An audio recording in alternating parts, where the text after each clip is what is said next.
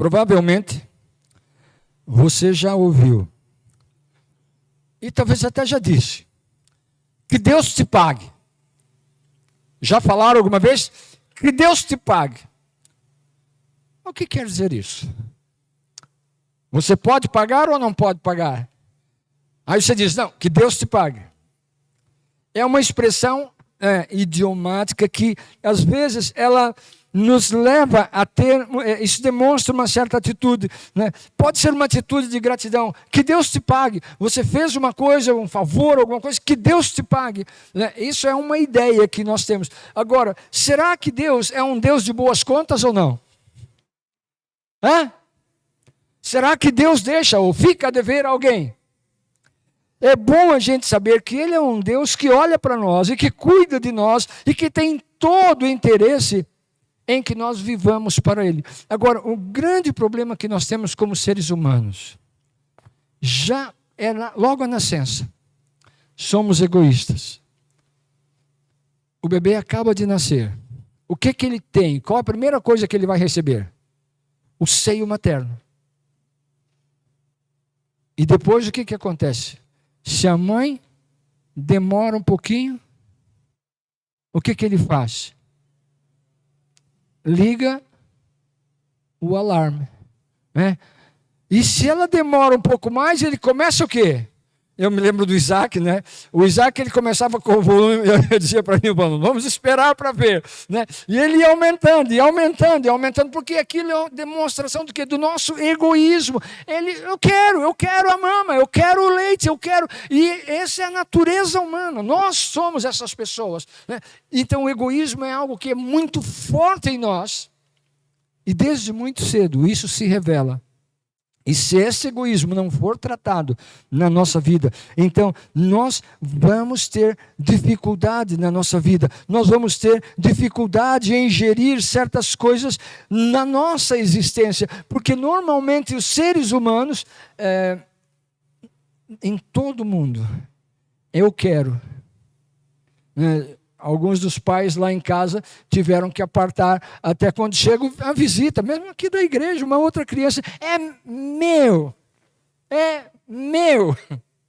não é dos outros, é meu. E ele agarra e faz força, né? E aí os pais, calma, não dá para cortar ao meio, né? Então, porque o egoísmo é algo tão forte, instalado no ser humano, como fruto do pecado. E por causa do pecado, então, nós vivemos. E quando nós pensamos neste mundo em que nós estamos a viver e olhamos para esta realidade, nós precisamos de tomar consciência do que Deus é um Deus bondoso, é um Deus que olha para nós e que Ele quer cuidar de nós. Ele quer, de uma maneira muito forte, lidar conosco na nossa essência. Porque a essência de Deus, ela se revela. Você sabe João 3,16? Porque Deus amou o mundo de tal maneira, é só meu. Não, Ele fez o quê? Deu. Quem? O seu filho? Mas Ele teve outros. O seu filho unigênito, para que todo aquele que nele crer não pereça, não se perca, mas tenha a vida eterna. Então, a essência de Deus, e se não fosse o pecado ter entrado no mundo, os homens seriam desse jeito. Que maravilha, não é? Então, quando a gente pensa nesse Deus poderoso, quando a gente pensa nessa essência de Deus, porque nós precisamos de pensar. Eu creio que Deus criou o universo. E Ele é muito mais inteligente do que eu. Quando Ele fez o mundo, Ele tinha tudo planeado, tudo arquitetado. Ele fez o seguinte, Ele não criou os peixes primeiro e disse, olha, eu vou criar os peixes. E os peixes vão começar a andar por aí. Vocês já viram peixe fora d'água, viver fora d'água? Ele teve que fazer o quê? Os mares, os rios. E aí a Bíblia diz, Ele mandou os peixes. E ali era o habitat dos peixes. Nós temos um habitat também é o amor, a presença de Deus, porque Deus é a essência, e ele diz, Deus é amor. A prova desse amor foi que ele ofereceu Jesus por nós, e nós precisamos de entender. Então, Deus é um Deus que ele se oferece para nós. Então, Deus é um Deus de boas contas, né? Ele não fica a dever nada. Se você olhar em toda a criação, em tudo que aconteceu, Deus sempre trouxe a provisão. Ele sempre supriu. Até mesmo antes que a gente pensasse, ele pensou primeiro. Ele já sabia, né? Será que ele sabe das tuas necessidades? Será que ele conhece a tua vida? Será que ele sabe das crises? Será que ele sabe daquela enfermidade, daquela depressão, daquele desemprego, daquelas situações que às vezes nos embaralha a cabeça?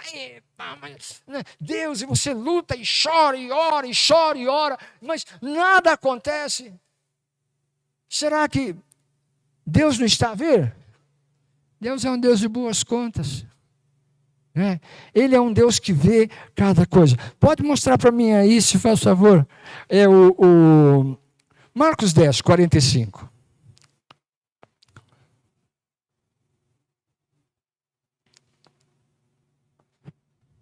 Podem ler para mim ali, se faz favor?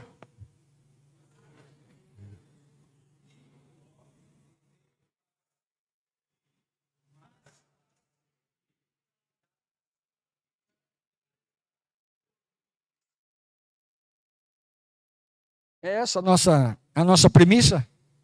É esse o estilo de vida que a gente tem? Seria bom, não é?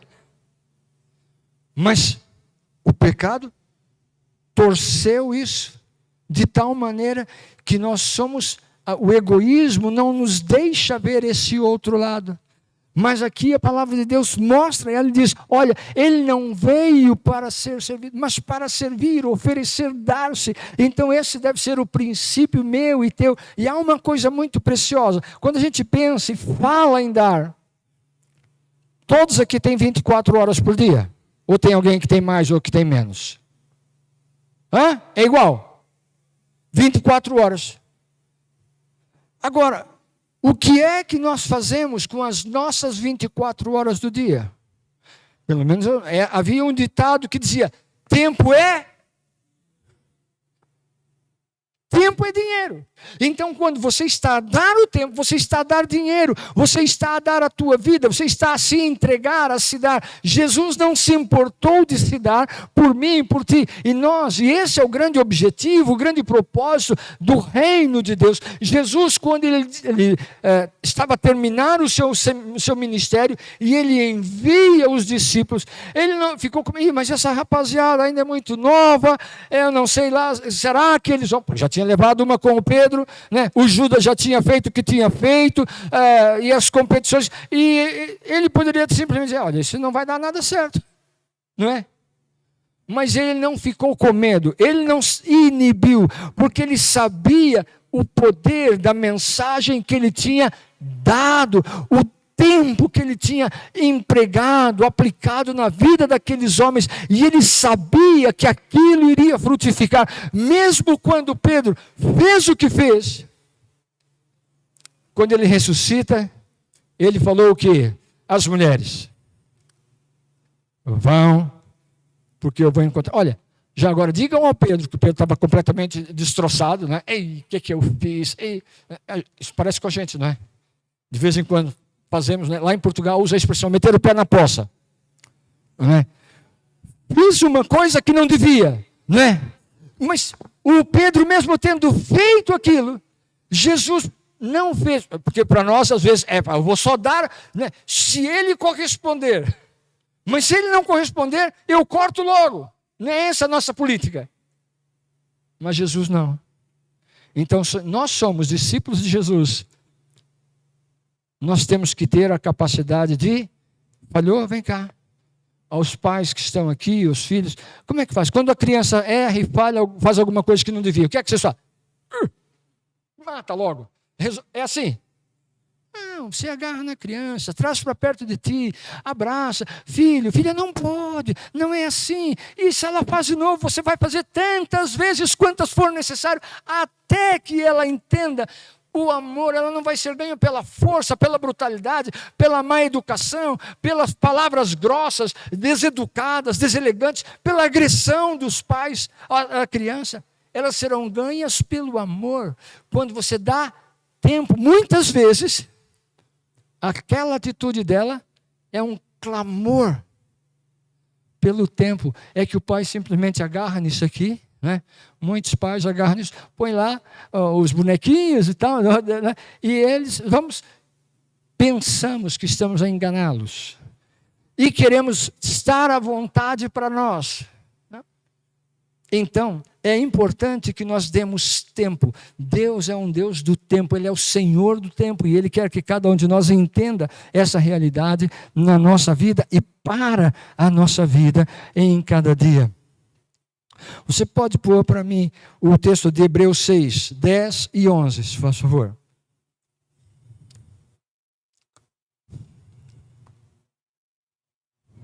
Deus não é injusto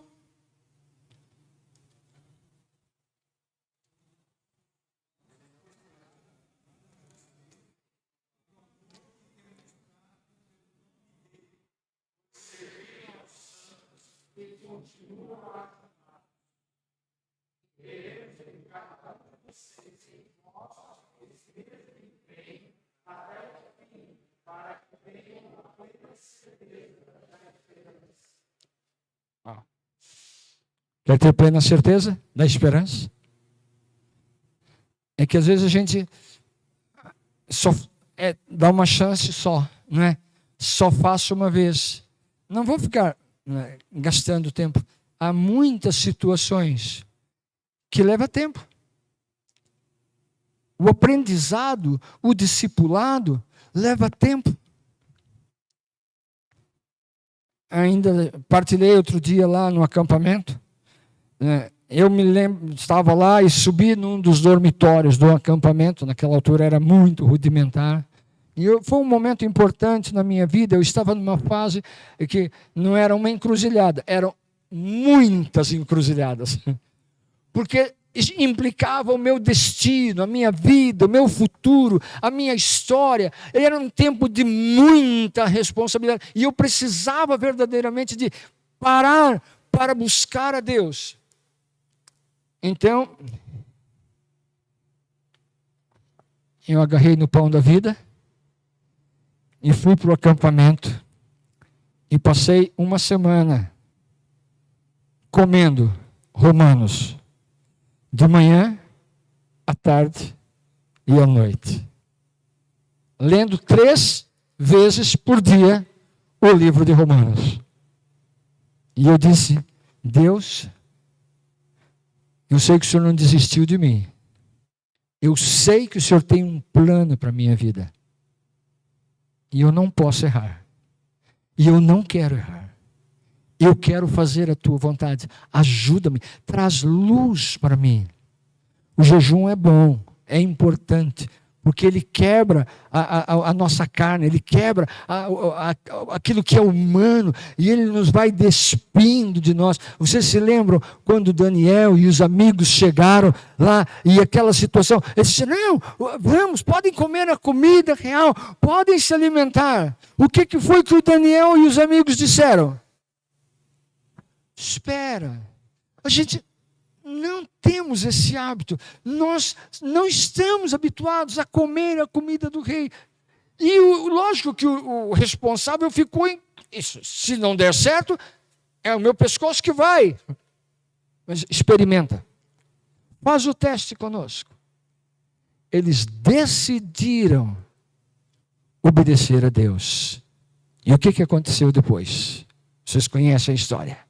Então, quando eu decido buscar a Deus, quando eu decido confiar nesse Deus. Então, Deus não é um Deus de más contas, Ele paga o que Ele promete. A palavra de Deus, ela é uma palavra que é fiel, e Ele diz que nós precisamos de ter essa atitude, nós precisamos de ser essas pessoas que não se prende mas eu não vou dedicar tanto tempo, eu não vou fazer tanto, eu não vou isso. Se nós queremos verdadeiramente ver o mover de Deus em algumas situações, nós precisamos de ter esse coração que se dá, que se entrega. Então, quando ele diz, Deus não é injusto, para que ele não se esqueça do trabalho de vocês e do amor que demonstram por ele. Pois ajudaram os santos e continuam a ajudá-los. Queremos que cada um de vocês mostre esta mesma prontidão até o fim. Então, servir a Deus, não, mas é só por um tempo.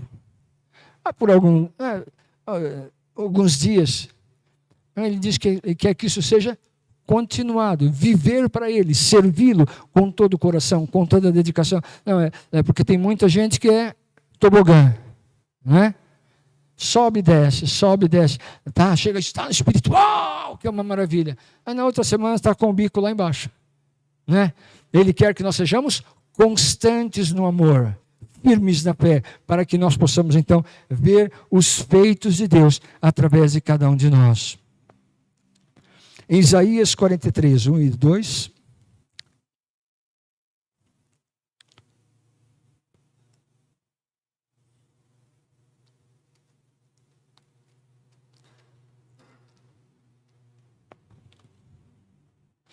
Mas agora, assim diz o Senhor, aquele que o criou, ó Jacó, aquele que o formou, ó Israel, não tema, pois eu o resgatei, eu o chamei pelo nome. Você é, quando você atravessar as águas,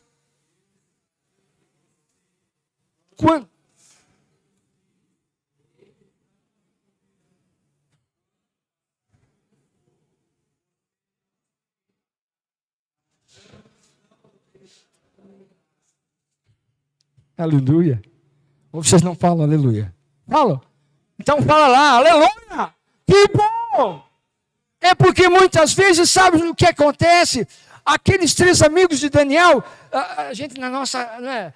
Será, Deus pode me livrar? Né? Pode não deixar você ir à fornalha.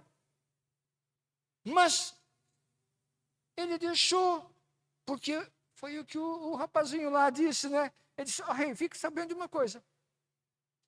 Não adianta, não precisa nem de tentar. Porque nós não vamos nos dobrar. Se Deus quiser nos livrar, Ele livra. Mas se Ele também não quiser livrar, a gente vai morrer. Pronto. E eles foram lançados. Deus permitiu que eles fossem lançados na fornalha. Deus pode permitir que você seja metido na fornalha, que aquele problema do inferno venha sobre a tua vida.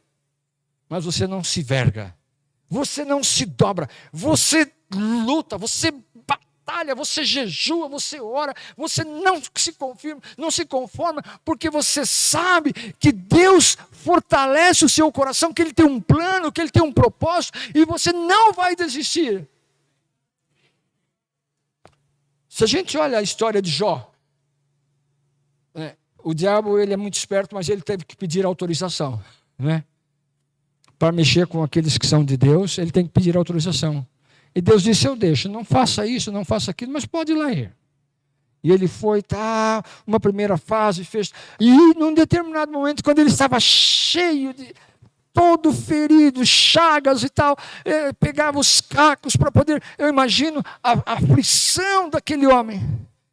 E a esposa dele, a única coisa que tinha sobrado, ela disse, Jó, ela tinha vivido com ele, ela já tinha, né? Mas ela chegou a um ponto que ela estava desesperada, ela disse, Jó, amaldiçoa o teu Deus e morre, não vale a pena, veja só o teu estado. E Jó responde o quê? Você está fora da tua cabeça, mulher. Será que eu vou só desfrutar do bom? Eu não vou receber aquilo que o meu Deus, mesmo que seja dificuldade, mesmo que seja fornalha, eu não me importo, porque é a presença dele. E o que foi que aconteceu lá na fornalha? O rei ficou logo, espera aí. Eu imagino que ele, se tinha os óculos, tirou os óculos, espera aí. O quê? Quantos é que nós metemos lá dentro? 3. Mas, venham ver. Está aqui uma quarta pessoa. Aqui um quarto homem lá dentro. O quarto não saiu. E como é que ele entrou? Ele não foi colocado lá dentro. Como é que apareceu aquele quarto homem? Ele estava dentro dos homens. Ele estava dentro da confiança daqueles homens. E naquele momento, quando ele se não for o Senhor a nos livrar, se não for a tua presença, se não for o Senhor. E o resultado foi louco. Eu adoro isso, né? Porque ninguém que é metido num forno, na temperatura, que matou quem foi mandá-los lá para dentro. Mas nem sequer os pelos ficaram chamuscados. Aí, às vezes, a gente vai lá mexendo no fogão e tal, chega ali mais perto, chamusca, já vem aquele cheiro. Nem foi chamuscado os cabelos, a roupa. Isso. Vejam o poder dele, o cuidado de Deus. Deus é bom em fazer contas. Ele paga, ele recompensa, ele faz aquilo que eu não posso fazer. Ele é poderoso para fazer. Então nós precisamos de confiar nesse Deus. Há uma outra história que eu amo muito. Deus tem um senso de humor fantástico. Vocês se lembram que houve um homem que ele viveu num tempo um bocado esquisito. A história está lá em 1 Reis 17. Vocês provavelmente sabem, conhecem a história.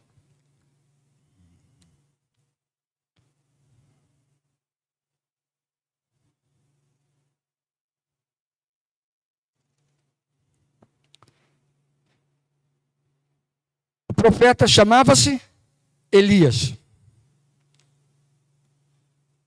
E Deus, a situação, ele tinha feito lá daquelas orações assim meio malucas, não é? Não vai chover na autoridade do nome do Senhor. 3 anos e meio de seca e não há nada para ninguém. E aí então,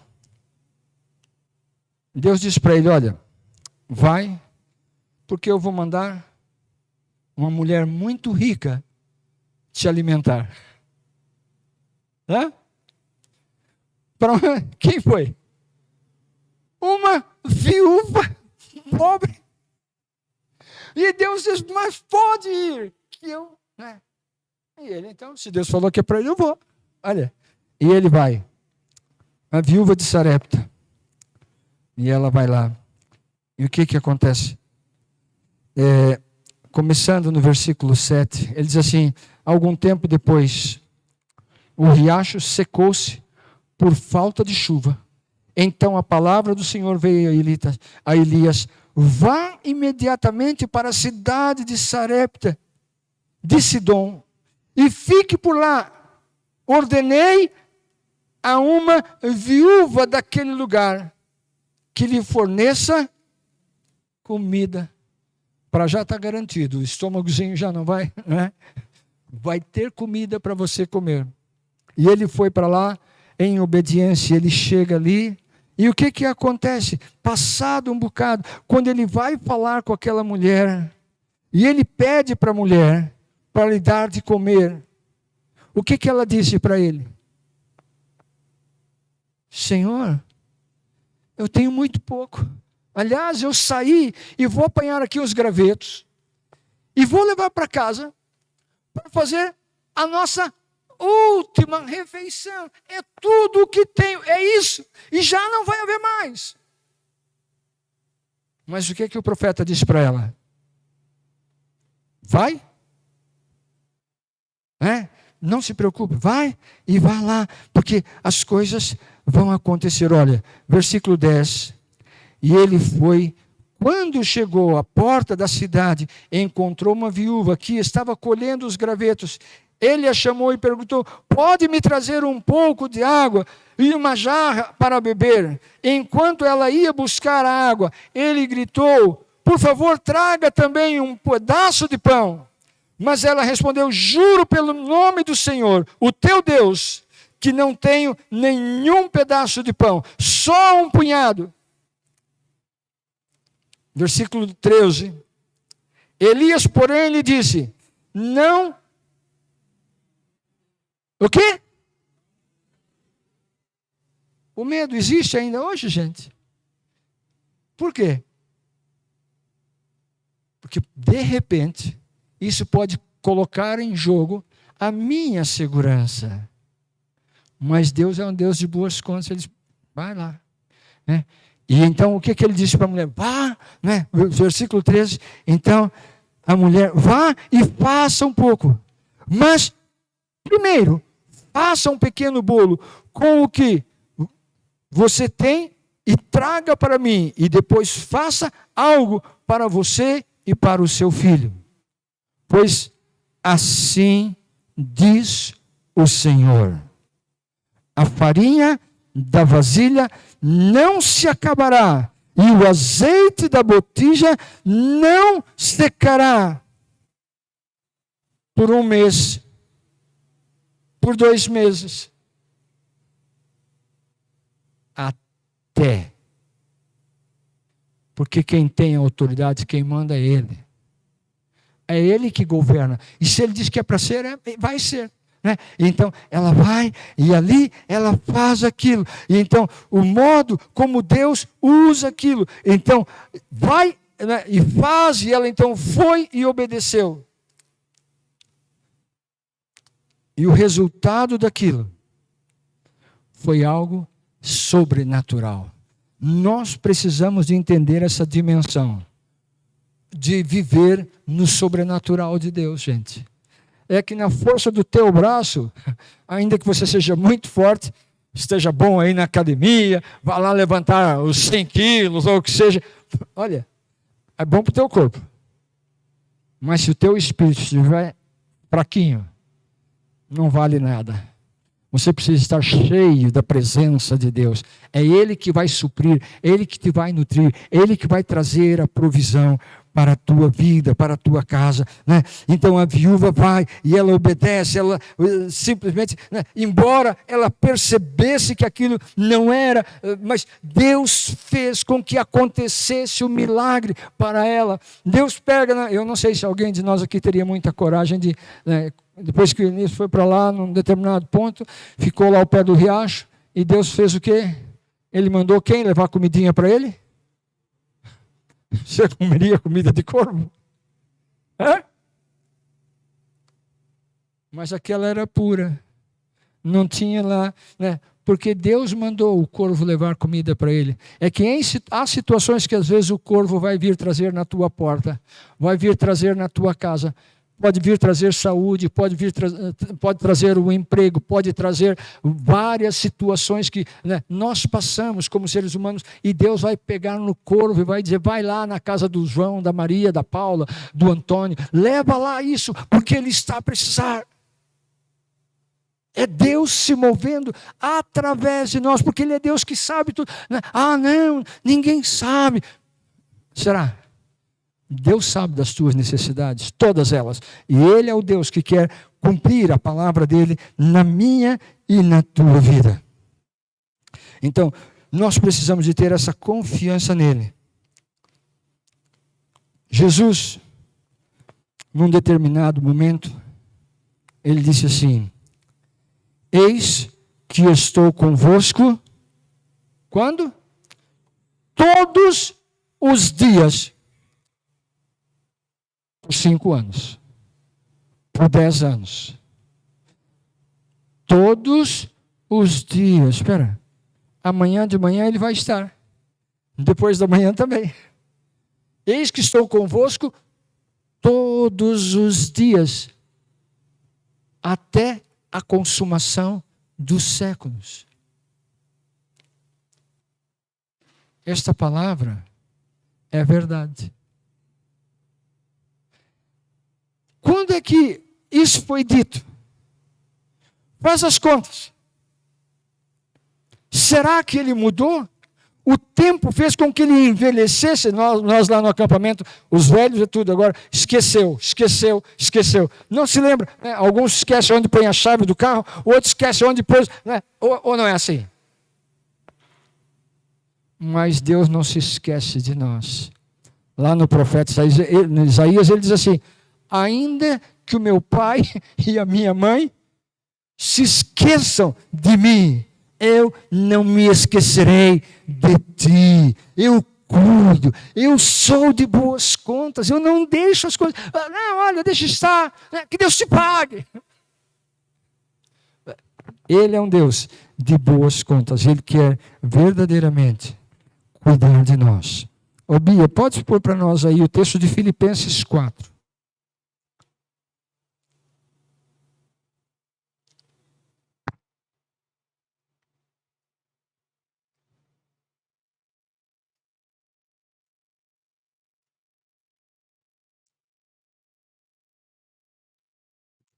Então, ele diz assim: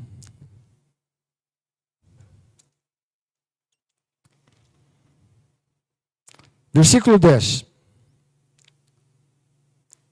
Alegro-me grandemente no Senhor, porque finalmente vocês renovaram o seu interesse por mim. De fato, vocês já se interessavam, mas é que não tinham oportunidade para demonstrá-lo. Não estou dizendo isso porque não esteja necessitado, pois aprendi a adaptar-me a toda e qualquer circunstância. Sei que o ter...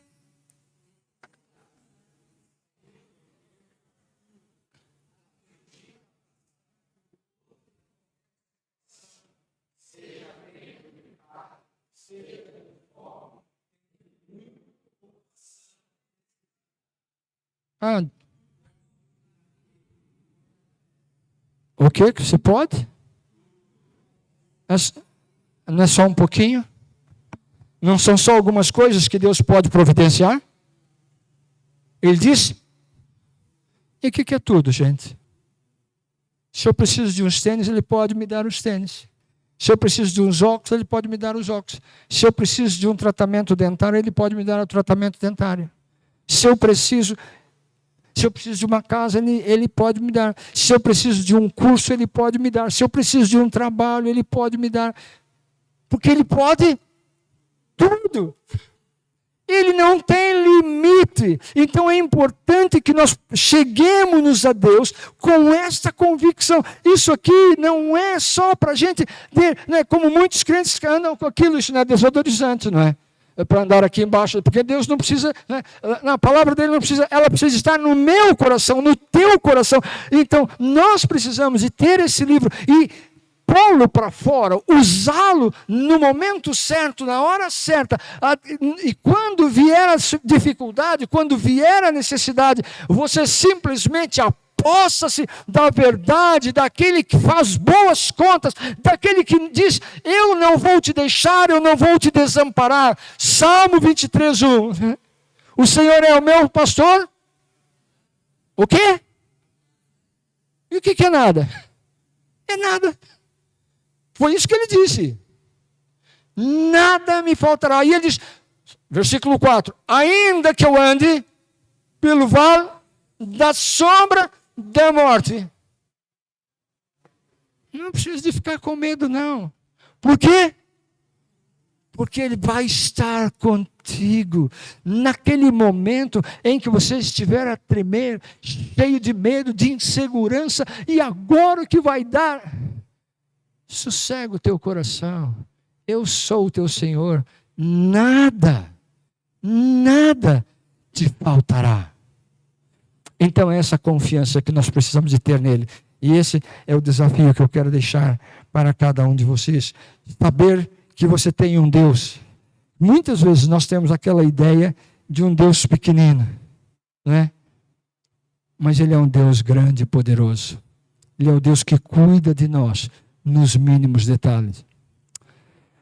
O salmista Davi, ele disse: fui moço e agora sou velho. Mas, quantas vezes? Nunca vi o justo mendigar o pão, nem a sua descendência padecer necessidade. Eu fecho questão com esse Deus, não tenho dúvida, ou não? Ele é bom, ele faz boas contas, ele não deixa nada, ele diz, mesmo que você esteja na maior das aflições, eu vou estar. E é naquele momento que você tem que correr para ele. Tira o medo, corre para ele e diz: Senhor, aqui está a minha vida. Senhor, vem ao meu encontro. Espírito Santo de Deus, vem e toca a minha vida. Eis o que ele quer fazer na vida de cada um de nós. Amém? Vamos ficar em pé. Eu quero concluir esse momento. O pessoal da banda pode vir para cá, por favor.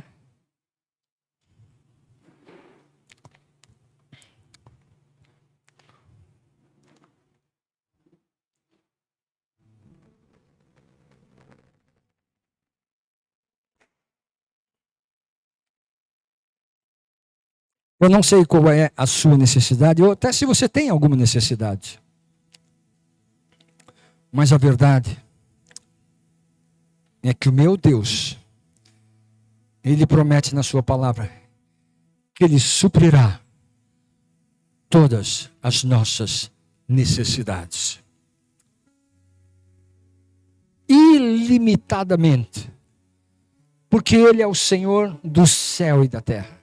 Não há nada, absolutamente nada encoberto aos olhos dele. Nada, absolutamente nada que ele não possa fazer. Se ele teve a ousadia de dar o filho dele, entregar o filho dele por cada um de nós, o que mais poderia ele fazer? Então, nós precisamos de ter a nossa confiança nele. Eu não sei a sua condição, como você tem andado, como você tem vivido no teu dia a dia. Mas é importante você saber o Deus que nós temos. E nesta noite eu quero te desafiar a colocar a sua vida nas mãos dele. Sem restrições. Dizer a ele: Senhor, eu confio em ti. Eu confio em ti.